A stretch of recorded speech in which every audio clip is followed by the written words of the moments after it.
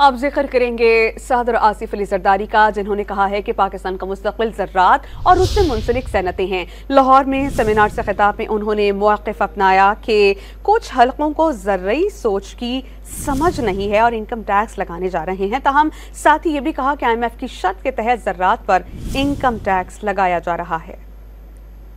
हमारे माइंडसेट में agro farming, agro industries, agro future, that is our future.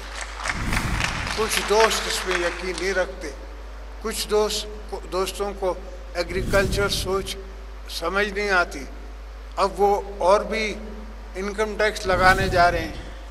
Income tax तो ज़्यादातर लगेगा बड़े ज़मींदारों पे, छोटे पे नहीं लगेगा, मगर फिर भी वो लगाने जा रहे हैं और लगाना पड़ेगा। IMF का जिसे कहते हैं ना, एक शर्त है वो। तो we are fine, we are ready with the conditions of going into it, मगर obviously we will look at it and वो प्रोविंशियल गवर्नमेंट्स के हैंड में होगा।